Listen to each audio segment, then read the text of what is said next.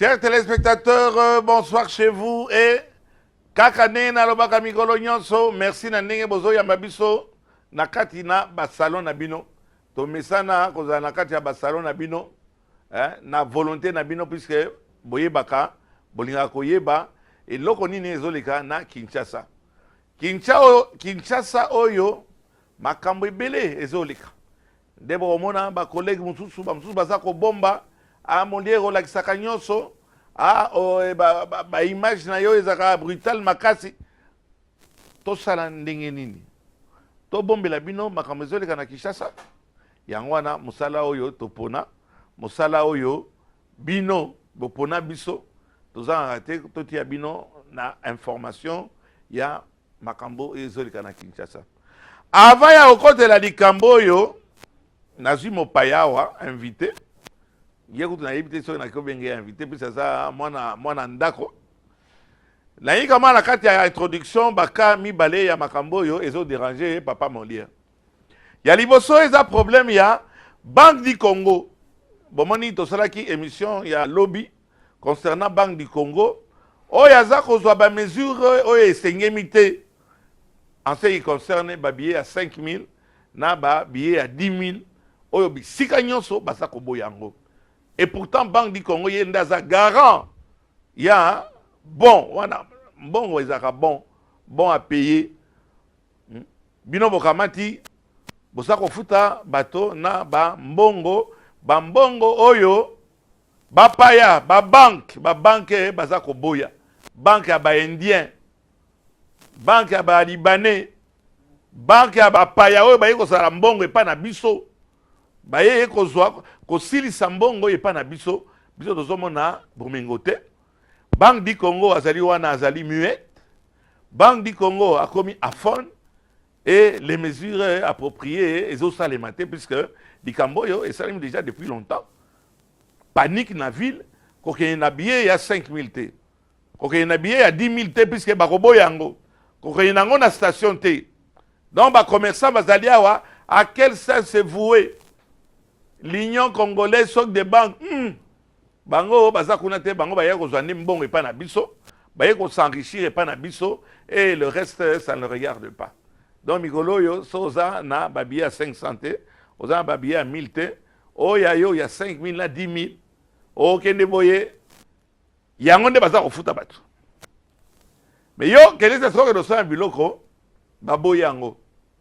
Banque du Congo, monsieur le gouverneur et la Banque du Congo, Deo Gracias Mutombo, tozo sentir te, campagne eza mabe, communication eza mabe, ne fiske pona koyeba, oh vrai billet, faux billet, bakamati kaka mwa chaîne moko nde eza koloba likambo yango, mais bato ya biso balandaka biso, bato ya Changu, Masina, Kingasani, Mbinza, Maluku, bango wana lelo nde baza ko payer facture baza ko yebisa bango eloko moko te baza ko telengana na mbongo wana et bino ba autorité bozo lala ka pongi eloko moko ezo mona na sur le terrain te. Silence pe makasi na niveau ya gouvernement bino bato bolinga kozala ba ministre boya wa tozoyo ka bino lisusu te makambo ezo toucher population makambo yo ezo ko toucher le social ya congolais. Président le baki yango boki pe makambo social bino makasu ozo sisaka ba makasu wana ke botika na pouvoir yango bozo lingo tika ba ministre tozo sentir bino te et comme ça soko mondi ka ministre mo ali la télévision ezaki akene ko visiter tel site ou bien tel site de musala bozo ko banga est-ce que bokotika la te mais en attendant boko sabisa na bino puisque wana ba ko pembeliser bino bokolinga nini bafuta bino ba indemnité de sortie ya musala nini bino boya kosala pona Congo. Donc sur le terrain ça ne va pas ba konzier ba billet 5 000 à 10 000 ba congolais tosuki wana point liboso to développer ngo na mikolo ezako ya mibale Facebook makambo mitakala ekomi grave bana basi mibali surtout basi tala ndenge bazosakana na bafoto ya banzoto na bino mama yo pe eloko nini ekamati yo kende osala bafoto ya ndenge wana eza kotambola misusu ebomi mabala mais eloko tolingo dénoncer lingo oloba ke moto na moto aki okamata agere vie na ye nzoto na ye aki okamata foto na selfie eza ya ye ata okamati mitakala motakala singulier ya foto wana ezali ya yo mais bino bato bozoyoka plaisir ke soko lokoti appareil ya moto oyibi bafoto opublie yango et alors nde ozwi nini ana aki ocompatir na mwana mwasi azosala na tele 7 azwi bafoto na ye atindeli mobali na ye mobali mpe mibali bino mpe akamati mpe azwi foto ya ye atindeli mwasi na ye soki ndenge nini mama soki fwani yo nde olandaka makambo oyo teyelanga likambo oyo soki ndenge nini bafoto wana eye kobunga na appareil ya moto bapiblie yango ekomi unité ya chantage soko opesi nga $2000 te nakopiblie yango ndenge nini bazwaka yango mystère mais nalingi okamata quand même ke nayebisa mama bato nyonso oki osala likambo olingi bino bato ya mabe nde bino boza kopiblie mpa na problème d'abord ya chantage mokolo bakokanga yo okofuta chantage wana mais naza na ngai papa molie ngai papa molie nayoki mokongo ezoswa ngai na se ya mokongo awa ezoswa ngai naza na ndako na pantalon moyen te eza ochauffe nakamati biro na nga nakangi natala nanu likambo nini eza koswa ngai boye bandeko nakitisi pantalon nakitisi na mukadi nakamati selfie nakangi na mokaka chaka natalia ebimi nanu bien te nakamati mosusu na pusi chaka nakamati baselfie soki mine mobimba naya kotala boye naza na bibon kama bibon moko ezali wana esi ekomaki pembe nde ezali kotungisa ngai grâce à selfie wana naluki kamwa tonga nakamati naluki pa natoboli bouton nzoto pe elembi eyoki kamwa malamu nakamati su selfie natala peut-être soki bibon wana natobolaki yango malamu papa molie akamati selfie paka nakamati foto wana imagine sikoyo na baperte ya mémoire otokomi nango ke nabungisi appareil na ngai Molière dosambwe Molière de tamboli Molière ye wana azokamata bafoto ya mitakala aza komikangela nde bakolokolanga kama bapetito ya mike ya banyonyo wana babambinga pembeni lokola basalaki likambo ya Germain Kambinga ekotambola mais fin de fin papa ozwi nini mama mususu oyo ya Lucha na kanisi akangi foto ya nzoto na ye mais où est le mal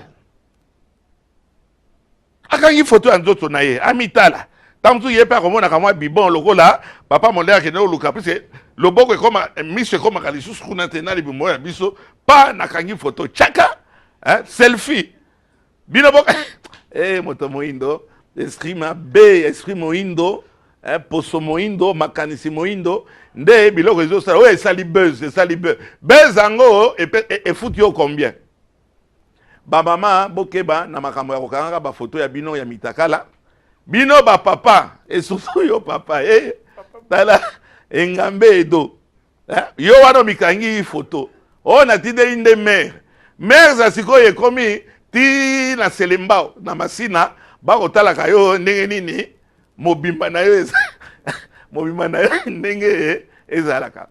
Chers téléspectateurs, kama conseil kaka gratuit botika makambo bobikanga bafoto soko bozala bafoto na bino mitaka na kati ya bapareil bato wana toyebi te soki bazosala yango soki ya ndenge nini soki ya kisi soki ya code bazokota na badrobox ya bato bolongola bafoto wana nyonso bokoya kosamba lokola omonaki o ministre wana ye wana aza kopesa kaka télévision mbesu osambwe se yo moko kosambwa mama kosambwa bana bakosambwa bokeba na Facebook ya makama ya mitakala ya mikolo oyo sujet oyo naza ko aborder lelo sujet moko capital et Congo Mawa. Congo Mawa, puisque dans les bas, c'est qu'il y a voilà ma kamboya, ba parlementaire, boyebi li kamboyo. Ma kamboya double nationalité, ma kamboya nationalité. Ti le loyo, ba futi bino bambongo te, olongwe parlement, okoti ministre. Olongwe ministre, olongwe de parlement. Bon résoudre li kambo, depuis que le parlement est bandi, nous tout le monde a dit que ba bimisa loi moko oyo ba appliquer on a ba congolais, payer porter ba fruit nango. Makamba double nationalité. Lisolo toza nango lelo eza mawa mingi. Mwana mobali papa na ye congolais. Maman na ye congolaise. Et le bas feu général Bobos. Congolaise. Bake ko luka bake ovana na poto. Intégré bambula na bambula.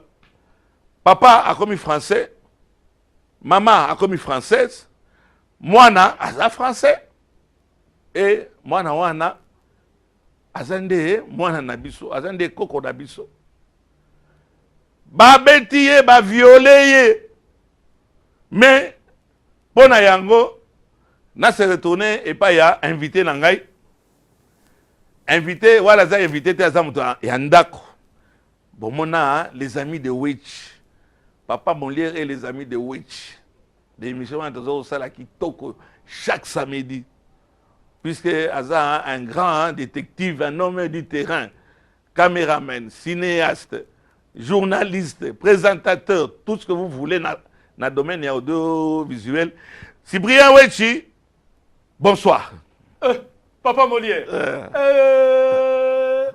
Vous avez invité. Vous avez parlé. Nalobi mwana ndako. Vous avez parlé.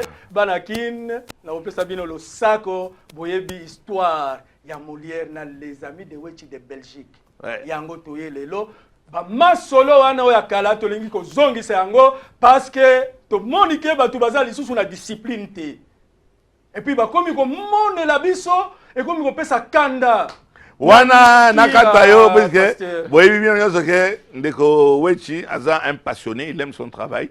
Aza toujours facile à gérer te to bandana no Cyprien Wechi. Oui. Yo wana oye likambo nini oyo ba violer koko na biso na mboka France. Qu'est-ce qui s'est passé? À vous.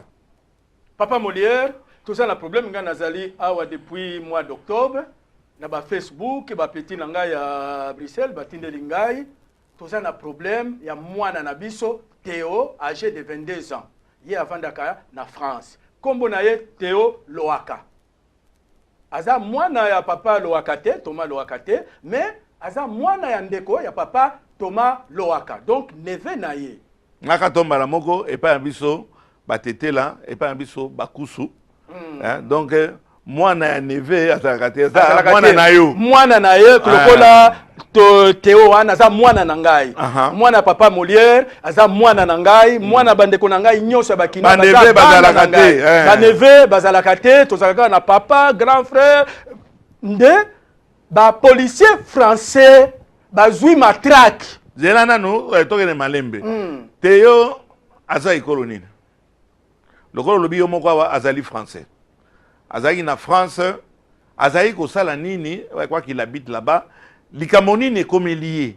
Puis on a le que nembala moko na likambo to vende lelo, qu'est-ce qui lui est arrivé exactement? Vous allez un peu plus bateau bazolanda biso, va comprendre un peu qu'est-ce qui s'est passé Cyprien Wechi. Yango na lingaka ko sala émission na papa Molière ya gérer ngai ndenge yo moko lobaka na kendaka à gauche à droite, yo gérer ngai. Donc contrôle ya ba policier français ezalaki na quartier na bango. Quartier où il y a banlieue ndenge to bengaka ba policier français 4 ba beti mwana moko oya bisote Théo amoni ba policier bazo beta ayebisi bango vous n'avez pas le droit ya ko beta mwana wana donc à quelle intervention pour ya koyebisa makambo oyo bosali ezalaka te ibino bozana obligation ya ko protéger les populations ko beta te siko ba policier français batiki mwana wana nde bazui Théo babandi kobeta ye balongoli ye pantalon bazui matraque Bon, nga naza Muswahili nazo yoka soni kotanga place yo ba zui matraki ba kotisiye. Lokola na esika eza na se ya mokongo. La esika oyo soki odame biloko oyo esika oyo diarrhée bimaka. Boka diarrhée constipation pe ko za pe. Soki ozala constipation ba pesi yo ba aspirine ba kinine po constipation na. En fait basi ba comprendre en fait tozala na kobanga te donc na postérieur na ye bakamati basali nini. Bon, ou bien na loba neti ba kinois ou bien tozala s'assurer te par respect ya bato bazolanda biso. Oui. Nde bazwi matraque 10 cm ba kotisiye.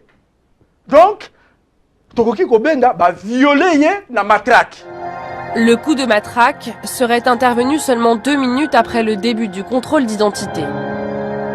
La fin de l'interpellation a été vue par des millions de personnes sur ces vidéos filmées par une habitante du quartier. Je me remets debout. Et là, je demande au policier, est-ce que je peux récupérer ma chaussure? Il y a un policier qui tire dedans et dit, tu ne récupéreras jamais ta chaussure.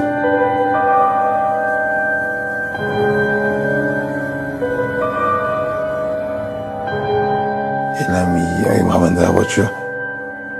Le jeune homme est embarqué dans la voiture de police. L'intervention aura duré en tout 7 minutes. Les policiers amènent ensuite Théo au commissariat pour le placer en garde à vue. Sur le trajet, il l'aurait insulté sans s'inquiéter de son état. Donc dans la voiture, moi je suis complètement vas-y. Tout de suite au coup, je me prenais les fesses, je sais pas ce qui se passe. J'ai une douleur atroce que j'avais jamais eu auparavant. Et là, il y a un policier qui dit en se moquant, oh, mais je crois qu'il saigne du fion. Et il rigole, hein, il se moque de moi, tout ça. Et il y a celui qui m'a même mis le coup de marteau dans les fesses. Il met des coups dans la tête et il dit, voilà, tu as vu le jeu héros. Et aujourd'hui, voilà, recommenté avec en disant plein d'insultes. Et là, il me dit, voilà, espèce de gros bambou là, hein, c'est un nègre, tu vois comment t'es, mais non. Les policiers disent n'avoir proféré aucune injure raciste, ni remarqué la gravité des blessures. C'est seulement au commissariat qu'un autre agent prend la mesure de la situation. Ba français. Ba français. Ba policier français. Ce qui azala ki mwasi ndenge mosusu ya za mobali. Théo aza mobali. Ba violer ye na matraque. Ba policier français. Ben azala ki le 2 février. Or papa Nabiso, papa Etienne Tshisekedi a koufaki le 1er février. Lokola information ya papa Etienne Tshisekedi, moyen a roti aka na problème oya viol ezala kité. Yango na vandi ndenge ezala kaka ndenge tokotika mwana na biso bazo violer ye. Awa na côté lo Cyprien Wechi, ça veut dire que ezaki na période tozaki na deuil. Mwana mobali wana aza moto moindo comme na ezali Théo. Et Loaka. Auto sala précision moko makasi awa azali neveu ya vice-premier ministre Thomas Loaka. Oui. Oyo na bengaki nazalaki indigné comment ovandi nie ndenge wana yo osali eloko moko te puisque likambo oyo etungisi bato na France. Chers téléspectateurs, botala nanu bino moko ba image ya Théo non seulement ndenge baviolaki ye et to continuer tolakisa bino likambo nini ba français basali mpona Théo et après toya ko continuer puisque lisolo oyo ekosuka wana te. Une jeunesse des quartiers en colère et des rassemblements qui dégénèrent.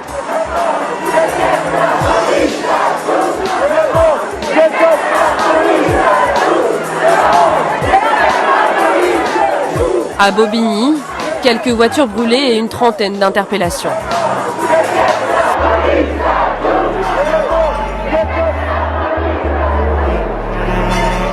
L'affaire Théo dépasse aujourd'hui le jeune homme.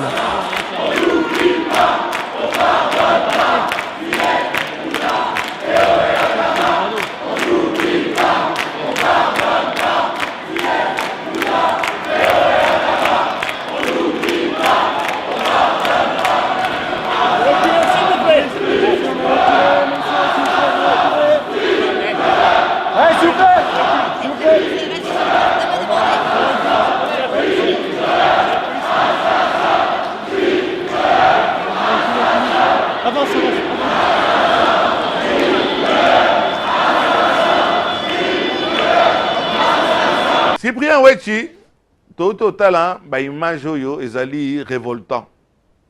Eza révoltant, un jeune homme il y a 22 ans souche naye toyebike asa congolais mutete la mokusu ya Manyema biso batete na bakuto lo ba Anamongo toza likambo nini ozoloba na ba image to omona leri na ke komona ba image boye nalobi te likambo oyo tokotika yango te oyo nde ezaka rôle ya les amis de Wechi international. Biso nous sommes là pour défendre les Congolais sur le plan international.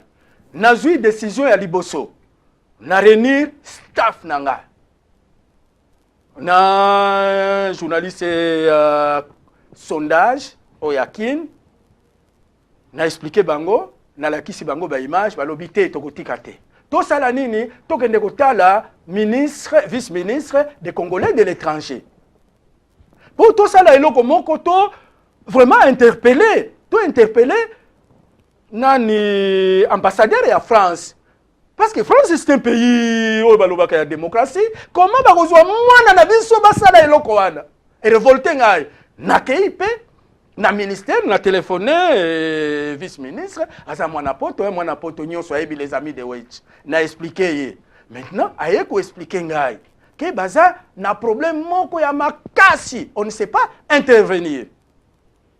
Tout d'abord Théo asa lisusu sur le plan oya ba droit na bango la nationalité oui asa lisusu congolais te ngai moko Cyprien Wechi initiateur ya idée oyo naza belge Thomas Lowaka na ba ministre na biso ba congolais mena toko benga ambassadeur oya France ndenge nini akoloba isa problème ya ba français na ba français na côté là yo donc papa ya Théo azali français oui. Azwa nationalité française mais aza d'origine congolaise. Maman ya Théo azali congolaise azwa nationalité ya français. Papa maman bazali ba français. Baboti Théo papa français maman français. Donc souche moko lien moko direct na biso ezali suscité parce que lui il est français. Oui. Il est français. Toko sala ndenge nini toko convoquer ye ndenge nini toko kota likambo wana ndenge nini yo Cyprien Wechi en tant que Cyprien Wechi bon oza kaka noir hein na makila balobaka congolais oza mais oza congolais te oza belge en tant que qui okokote là batwana oko interpeller ba français ambassadeur loko en tant que qui maintenant ngai vice-ministre des Congolais de l'étranger Théo aza lisusu congolais te problème wana et que c'est bloqué wana balobi tokosala eloko moko te c'est pourquoi nous gardons silence. Bon d'accord c'est bien Wechi toujours la choses ba téléspectateurs na biso botala ba image mais quand même tout ça na ba congolais o ba yebike Théo souche nae ezalinde awa bon mona mwasi na drapeau ya biso ya Congo boyoka nini aza koloba nini naza ko défendre la République démocratique du Congo où nous eussions espéré ne fût-ce que gouvernement nalobanini par compensation ou par procuration balobata likambo moko concernant Théo puisque toyebi origine à Théo d'autant plus que papa naye azali membre ya gouvernement awa ya République démocratique du Congo. Cyprien Wechi totalana nu ba image o ya mama o ya ba manifestation basali ba mindele basali po na Théo o ya zali français mais ba congolais o ya ba koteli Théo. À vous.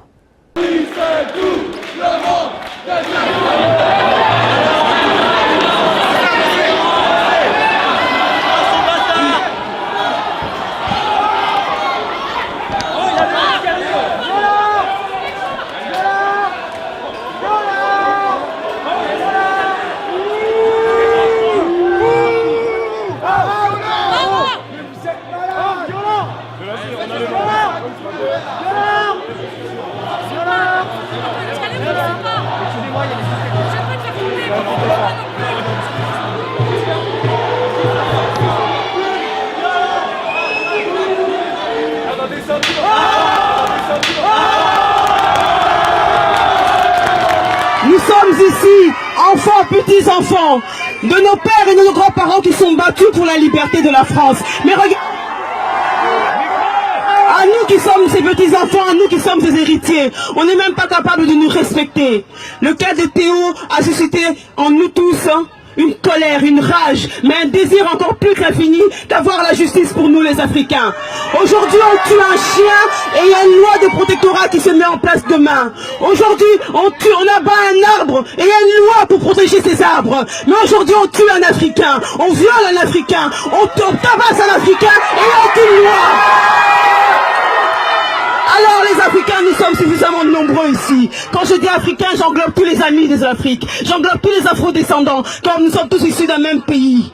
Alors nous tous, nous avons ici un pouvoir. Ce pouvoir-là, nous devons le mettre en place pour pouvoir choisir nos électeurs, nos élus. Nous sommes ici tous, dans chacun de nos quartiers, nous avons au moins un représentant. Mais ce représentant n'a pas de force, il n'est pas soutenu par sa communauté. Alors la communauté africaine doit se mobiliser. Je suis ici en tant qu'Africaine, mais je suis ici en tant que Congolaise. Théo qui a été violé aujourd'hui est un fils du Congo. Le drapeau que je porte aujourd'hui, c'est le drapeau de la République démocratique du Congo. Le pays où il y a 3,5 millions de viols de femmes, d'enfants et d'hommes chaque jour. 3 millions de viols qui sont tués. Et ces millions de viols ne sont perpétrés que par les employeurs de ces mêmes policiers qui répètent la même chose ici. Alors nous disons que cela doit suffire. Cela doit suffire. Le peuple africain, il est temps d'être conscient. Nous ne pouvons plus laisser encore les enfants qui vont naître aujourd'hui et ceux qui vont naître demain subir ce que nous avons subi. Des bavures policières, des injustices à l'école, des injustices dans nos emplois. Tout cela continue. Pourquoi? Parce que nous n'avons pas su exercer notre pouvoir. Nous avons un pouvoir et nous devons le prendre. Théo doit nous enseigner aujourd'hui. Nous l'avons vu à l'hôpital. C'est un garçon qui a été violé, il faut le dire. On a pris une matraque, on l'a enfourché dans son anus. Il a été violé. On ne peut pas parler d'acte involontaire. Mais Théo garde sa dignité. Il est fort. Il regarde les gens dans les yeux. Il n'a pas honte. Alors n'ayons pas honte de réclamer justice pour Théo. Justice pour Théo. Justice pour Théo. Justice pour Théo.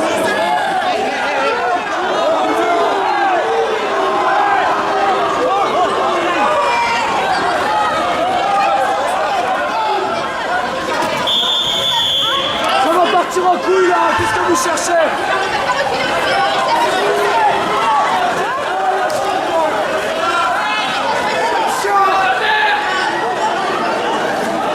Cyprien Wech, olobi boni. Na ba image oyo to tala. Problème mosusu mwana oyo azoloba oyo ya mwasi Blandine d'ailleurs epesinga esengo. Esengo d'abord ya kolakisa ke biso ba congolais tozaka bazoba te. Bozo yo kabino azoloba français a mobiliser batu nyonso a lobby mana poto wana. Soki obeti kaka mbwa na bango papa Molière, mbwa ya bango kaka bakangi yo. Oya biso de bazui matraque. Bakomi koloba acte involontaire boye. Ezalaka te papa Molière. Na Blandine wana ye moko française. Mais makila ya ki congolais ezakaka nakati na biso. Yango biso ba les amis de Wech tomoni. Bon, na côté oya ba loi toza bloqué. Tokosala ndenge nini? Na boule na lobité. Ngana za na ndako na ngai Molière TV. Na expliquer maintenant papa Molière na la kisie ba image oyo. Comme émission na biso ya papa Molière idéologie na biso ezalaka tic-tac. Journaliste azalaka te. L'air na la kisie ba image oyo na lobby papa Molière. Qu'est-ce que nous devons faire pour revendiquer tokoki ko tikate mwana na biso bazwa ngodo batia na isika oyo na kotanga kombo te. Et ça là qui yo nini papa Molière tokomi tic-tac maintenant. Chers téléspectateurs, ça c'est les amis de Wech. Ça c'est Cyprien Wech, toujours au front, hein? Toujours d'actualité. Likamboyo, Tokyo Loba, d'ailleurs, il y a le président Tshisekedi, et ça il kama lokola na makamba minene uzakoleka nakati ya bamboka mosusu oyo tala ba congolais. Ba image bozo tala bino moko botala ba image nini bakangi Théo. Voilà ba bete malamu ba policier wana bakamati ba bendie na sima ya immeuble moko. Botala bino moko botala trace ya makila. Donc il a bêtillé pendant 40 minutes. Kobeta. Moi non bal azo résister. Hein? O balobaka makila ya batetela ya bakusu. Ba meki obeta double patte azaka ko telema. Ndeko ya kotie mes notes ba bimie na sima ya immeuble na voiture ba seka misie botala bino moko nazo lakisa bino ngondo. Voilà ngondo oyo bakotisi Théo. Exactement même ngondo.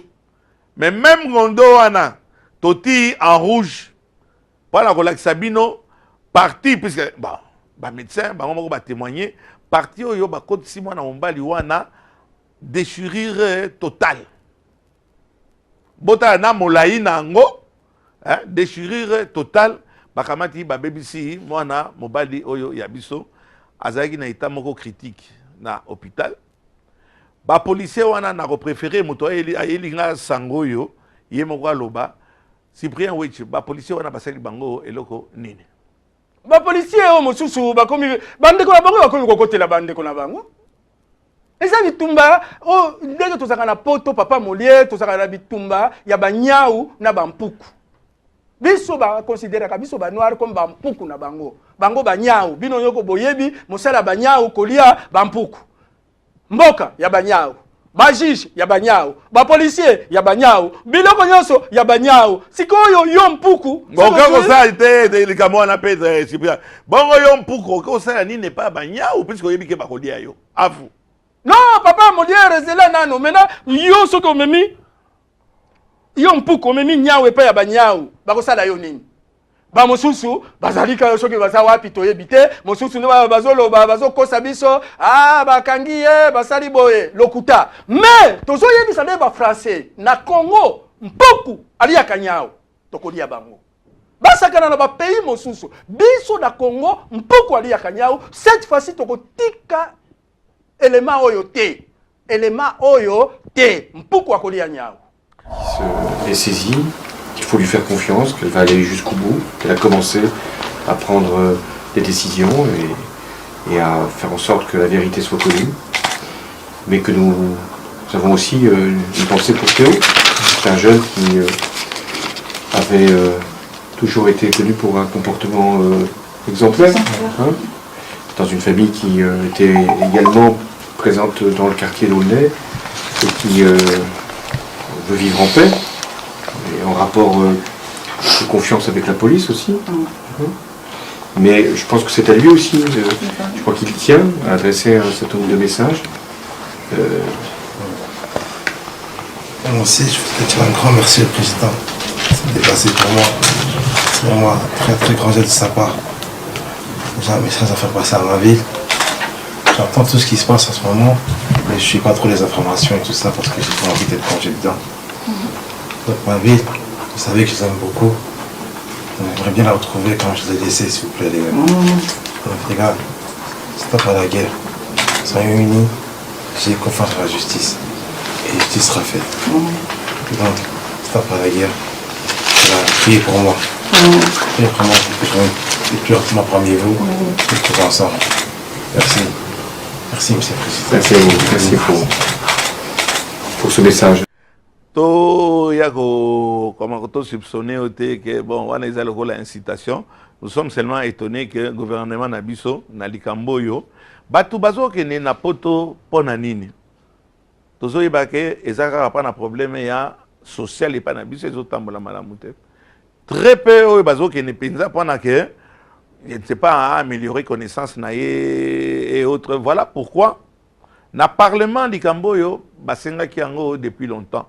Puisque ceux qui double nationalité, Zalaki, n'a qu'à dire que Théo, 50% à sa Congolais, 50% à Poni librement, Mboka Oyaye, n'a qu'à dire que l'Ikambouana et Kosa Maté, Cyprien Wechi, l'Ikambou a double nationalité. Comment commentaire, mon co? Avant, tout comme l'Ikambou a double nationalité, parce que c'est le sujet de l'émission Oyo, Nalingi ko signaler. Comme le gouvernement Nabiso, ils ont l'impossibilité à intervenir. Tout comme le gouvernement Oyapoto, ils ont l'impossibilité à intervenir en Congo. Mais Bangolais, ils sont pas non, intervenir par des associations na bango internationales.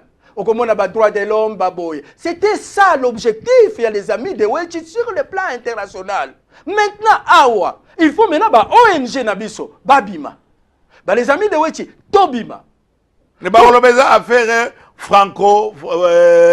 franco-française. Awa ba papa Kanyama na ba kuluna to mona ki ba droit de l'homme. Et ça qui a fait Abiso moko ba congolais. Bango ba yaki pona nini. Donc il y a un mécanisme. Il y a un mécanisme. Non. Ceux qui papa Kanyama. Ceux qui savent papa Kanyama. Mais ça n'a ngondo. Ceux qui savent papa Kanyama. Soda papa Kanyama. Azui français. Awa na Congo. Ati matraki kuna. Balika qui va me mailler dans ces pays. Ah oui. So les amis général Kanyama. Oui. A sali un centième. Ya likambo na ngondo yo. Akamata. Akotisa ta moto. Ndena kanisi ya na CPI mikolo yo. Basi bakangi le problème bino pede mboka batu de la nano citoyen yoici mboka pe ya batu bazo nyoko la bino mais bozo ngapete mboka banani ya ba français mboka banani ya ba belge ya ba américain bango wana nyonso bakomike bakomo benga na biso na Afrique du Sud ko bosa na tete ko sala émission ya dessus na lingi na koma na niveau yebisa ngai baza ko benga na biso bisika nyonso toza lokola batu toza na peste toza na maladie moko ya mabe. Parce qu'on ne se défend pas. Parce que ils ont neti, ils ont mutu ya bakobo ya kala. Nege tozaki na ba quartier. Batuna ba kobo na bango na ba shérif na bango na quartier mosusu. Ba Pecos Bill. Ba Buffalo Bill. D'ailleurs tozongi sa idéologie o ya kala, les vieux cowboys avec papa Molière les grands yaou. Et le vieux cowboy Cyprien, oui, le grand frère de retour. Donc, on ma discipline. Bon, le manano. Non, c'est-à-dire. Otangi Makamboya, général Kanyama. Oui. Sogezala qui est a touché à ta likambo muke boyende batini na CPI. Na likambo yo et pas bino papaya. Bolobi boni. Non, c'est-à-dire, papa Molière, on ne se défend pas. Bah, sur le plan international, il y a des mécanismes. Oh, bah, pesaka pays pour se défendre. Mais nous, les Congolais, utiliser un côté. Mécanisme, c'était par exemple les amis de Wechi international, ceux qui va toucher Congolais sur le plan international, toye, tolakisi que nous, tous ça bazo bate. Mais biso ba Congolais, lokola toye bakate. Et les locaux ya diboso ya kosala, bakoye si les amis de Wechi. Ba Américains pour intervenir ici. Les Américains. Les Américains pour intervenir ici. Kawa ya bakuluna batindi ba droit de l'homme na bango ba umane roche soki banani wana baye bango bazanda sima na ka oyo il faut maintenant utiliser ba association internationale na biso lokola biso toza wana yango na yaki ko trouver yo toko sala à partir ya les amis de Wechi international interpeller l'ambassadeur de France au Congo. En quelle qualité? Les amis de Wechi, association internationale au même niveau que le droit de l'homme na bango, au même niveau que UNICEF, au même niveau que le mouvement sans frontières et le droit de l'homme. Nous sommes au même niveau. Bango ba intervenir et pas na biso, ce qui problème ezali entre les policiers na biso, na bana na biso, ba interpeller ka bango. En qualité de qui? Parce qu'il y a ces mécanismes-là. Et vous avez votre association internationale des amis de Wechi. Yango nazo senga na autorité la biso. Botike la biso, ça fait plus de 30 ans tozakuna, to étudier à bango, to tanga na bango, to yebi ba point fort, ba point faible na bango. Botike la biso toi même bango na point faible de telle sorte que melikambo yo est comme la biso lisusu te. Mais papa Wechi, on s'est calmé comment? On l'a na ba. Te na ko se calmé dans les nids basu mana na gai, basu mataki batiye kuna. Ba français, bango banani, bango bana ko monde la biso. Braza, ba monde li biso. Ande, tika nano papa Molière. Ba monde li biso. Braza, ba monde li biso. Afrique du Sud, ba monde li biso. Ti wapi? Monsieur Wechi, kitisa ton. Baza koyoka yo otoza ko teya na église o batu ba ngana zo teya lisusu te na za grand frère kamata kitisa na muke lobana na malembe sasko yo bino bokosala nini bango baza na mboka na bango yo ye na mboka ya bato eza mboka ya Théo sur le plan eza mboka ya Théo eza mboka ya Théo makambo na eleki na mboka ya Théo oui awa toza na Congo qu'est-ce que nous pouvons faire Le vrai problème congolais doit se mettre en tête que Bamindele nous considère comme des sous-êtres humains. C'est leur droit. Ce n'est pas leur droit. Moi, je ne suis pas un sous-être humain. C'est leur droit. D'ailleurs, À vous de faire la même chose. non, non, non. D'ailleurs, La moi, réciprocité, moi, c'est je bien n'ai pas réussi. demandé la nationalité belge. Je n'ai pas demandé la nationalité belge. Qu'on se le dise, hein. Ce sont eux qui sont venus chez nous. Tout comme toi, tu n'as pas demandé la nationalité belge. On nous a imposé. Quand nous, on est nés, c'était à l'époque coloniale. Le Congo n'existait pas. Notre nationalité, c'était quoi? Belgo-congolaise. Est-ce que moi, j'ai demandé? Est-ce que ngani na tinda ki Léopold ya na mboka na biso? Bango de baya ki na mboka na biso. Alors, j'ai récupéré ma nationalité belge. Alors, ba mone langa ite, pe ba mona langa ite, toko sala tout pour likambo esila. Pour na mokili mobimba. Cyprien Weti, ozomona teke ezali biloko ya bino belgo français makambo ya teo comme lié. Nous compatissons, nous sommes révoltés puisque moi na wana azana makila ba congolais, moi na wana azali. Avant de faire la émission, je me suis permis, Nabenga, le vice-premier Thomas Loaka, Nassala Nini, ezali, problème moko ezali, franco, comment est-ce qu'on peut dire, franco-français ou je ne sais pas quoi. Qu'est-ce que vous voulez faire, yo zali belge, Théo azali français, makambo salami na Schengen, visa ya pamba pa na okende kuna, okende atako manifester, okozwa ngote. Peso kebite ba kongondone on va te gondonner on te gondonna avec le ngondo ba bien kango nini boyon boyon yo ba kongondone nango o sala nini to bando comme na suka ya émission idée nini papa Weti oye nango pana o soutenir mwana na biso koko na biso mwana wana za mwana na biso aza koko na biso azali congolais ya souche yango pe moyen to landela ngo ezate puisque maman français papa maman française papa français soki fwani likambo ya double nationalité kamwa impression moko na yo concernant problème de double nationalité c'est na mona qui on a parlement au filma qui mingi ba député mingi na parlement Cyprien Weti olobini concernant le problème de la double nationalité. Opposer tout d'abord des questions. Maintenant, à local a opposé question, il y a proposition, il y a double nationalité. Je ne sais pas na question nini. ABC Ngondo 1 2 3 1 oyo kaka yo lingi. Bon, oyo d'abord tokosala nini. Il faut tout d'abord faire une grande différence entre Cyprien Weti, personne physique, et les amis de Weti, personne morale. Oui. Les amis de Weti, personne morale, a le droit de faire quelque chose ici au Congo pour interpeller l'ambassadeur à France avec les associations des droits de l'homme congolais. Ok. Ben, là, c'est déjà un. Sur ce plan-là, on peut faire quelque chose. Deuxième chose, il faut tout sensibiliser l'autorité Nabiso. Il faut partir à l'éloba bandako jouer à la communauté internationale. Communauté internationale, ils ont des règles nango. Ils ont des football, ceux qui ont des football, ils ont des règles nango. Na carré wana, ceux qui ont simbi, na maboko, penalty. Il faut toyeba. Il y a des moments où l'État ne peut pas intervenir, mais l'État a toujours la possibilité d'intervenir par des associations. Oh, il y a droit. Est-ce que officiellement, le gouvernement a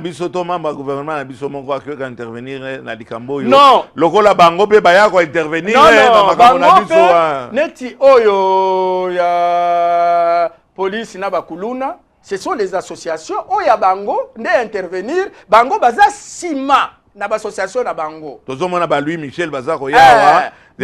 Bazako yawa na ndenge association te. Non, bazo ya na ndenge ya politique pour appuyer les associations oyo bazo sala. Donc, et ça la règle. Neti biso boye, il faut l'État, les gouvernements congolais derrière les amis de Weti et les associations des droits de l'homme oyaba congolais. To sali eloko moko, toke pa ambassade, to déposer mes mots. Ce sont des associations non gouvernementales qui réclament et que nous dénonçons.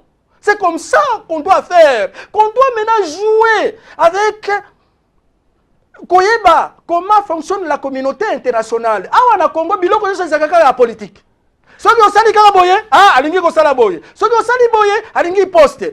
Tout, non. Pour le moment, ce que nous devons faire à travers les associations, à travers les amis de Wechi, associations internationales et les autres associations, to se réunir, to kotala, ndenge nini to kosala, to déposer mémorandum, que eloko oyo ezalakate. D'abord, il fallait les 4 policiers dans les 2 jours, bah révoquer Bango parce que c'est une faute grave. Professionnellement, un policier ne peut pas prendre matraque à ti naïsikawana.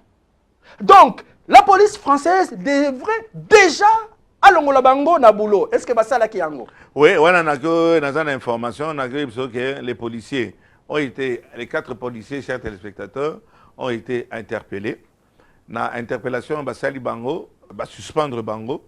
Et na ndenge pe suspendre bango moko kaka ne azali poursuivi pour viol.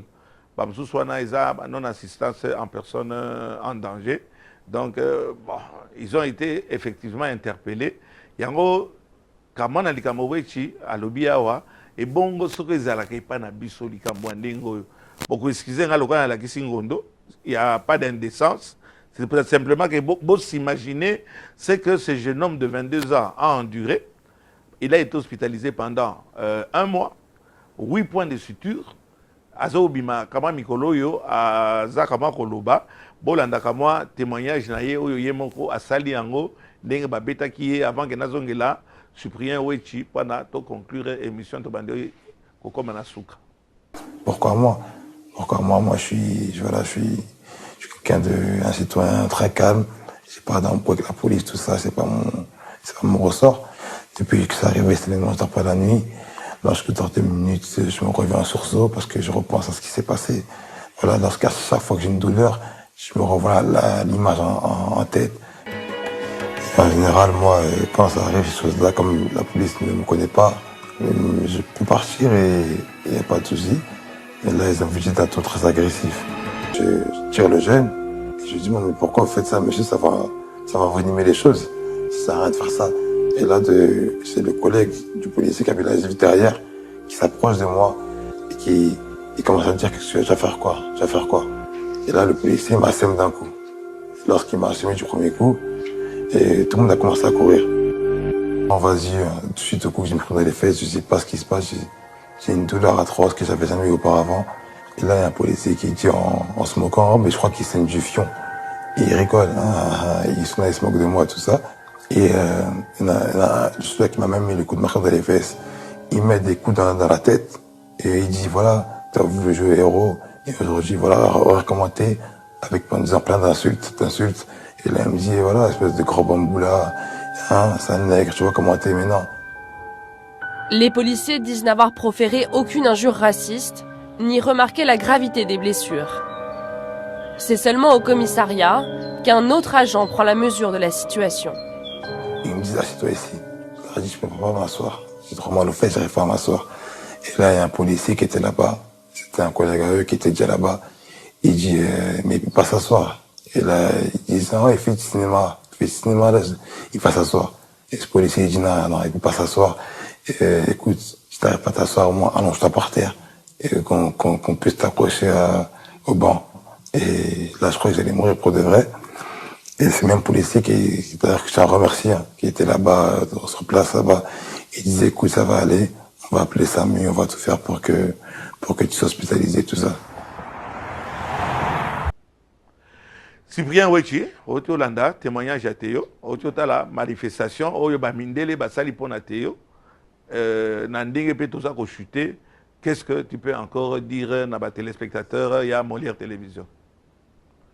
Ah ouais, c'est-à-dire, il faut prochainement co-inviter vice-ministre des Congolais de l'étranger, co-inviter Papa Naye, Papa Thomas Loaka, à titre... Co-inviter Bango, baya ko expliquer biso, et puis Naba Konjimososo, baya ko expliquer problème oyo et salike, ba intervenir te.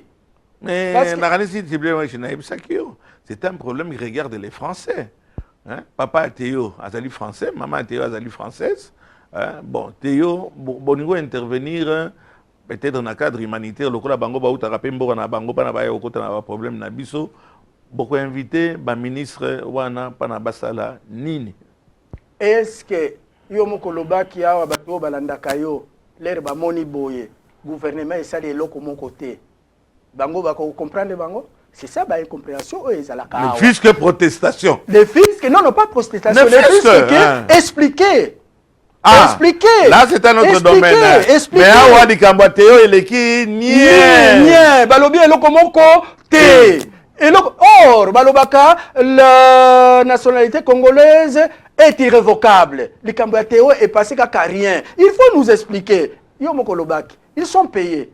Mosala na bango nini? Ko visiter ka ba chantier, mosala na bango ko ya na télévision ko expliquer conséquences na avantage ya nationalité. Et puis prochainement batu bakoyeba. Maintenant les problèmes maintenant qui se posent. Pendant nini awa na Congo ba mosusu baza na double nationalité accepté par les Congolais et biso ba pimeli biso double nationalité. Voilà le vrai débat. Aucune profondeur te ba ministre ba konzia ya mampinga baza na double nationalité. Je suppose que yango ngo koloba explicité na likambo wana. Non, na lobby awa na Congo, il y a ba congolais mosusu baza na double nationalité. Il faut certains ministres nakotanga na bakombo oyo na double nationalité. Bakoya kongondone biso. Non, bakoya kongondone te. Au contraire, bakozala très content parce que na soulevé problème oyo. Bakozala très content. C'est bien ouais qui vous allez pour ou contre la double nationalité. Non, je l'ai non expliqué. Donc il y a 5 minutes, oui. Ah bon, ou bien na émission Loba quand même, Loba c'est important, oui. Omoni awa na Congo toza na ba ethnie ebele. Toza na bande konabiso ya ba Tutsi congolais. Et ça est incitation à la NT. Et ça débat scientifique. Les Tutsis congolais ça existe. Ça existe, c'est-à-dire d'abord avant la colonisation et à l'époque coloniale, il y avait partie Oya Est habité par des Tutsis, des Hutus et des Twa. Na Rwanda, il y a 3 ethnies. Les Twa nde ba pygmée na bango, ba Hutu na Twa. Ba yé ko diviser Afrique. Ndenge oyebaka ba Congo mosusu baza na Gabon, na Angola, na Congo. Ba Tutsi mosusu na ba Hutu na ba Twa ba se retrouver na côté ya Congo. Va se retrouver à côté de Burundi, va se retrouver à côté de Rwanda. Maintenant au Rwanda, la constitution na bango balobi tous les Tutsis oyo baza na monde entier. Tous les Hutus oyo baza na monde entier. Tous les Twa oyo baza na monde entier, baza na nationalité rwandaise à vie. Oboya te oza rwandais. Olinga te oza na nationalité rwandaise. Exemple, papa tokokende na MLC, député à MLC ya Masisi, congolais, asalaki ba dégâts moko na Kiseni. Akeboye bakeko kangaye. Awa toke ko réclamer député la biso. Rwanda lobité. Asa rwandais. Pe atikale kikuda asalaki pe prison. Kunda batware asali we pe. Donc, na minute oyo, eza faute na bangote. Je ne dis pas qu'ils ne sont pas congolais. Ils sont congolais, baza bande konabiso, c'est un débat. To komi na 2004. L'air ba la constitution. Papa Nyarugabo, sénateur, rapporteur. Na parlement lobby, to komi na place ya double nationalité.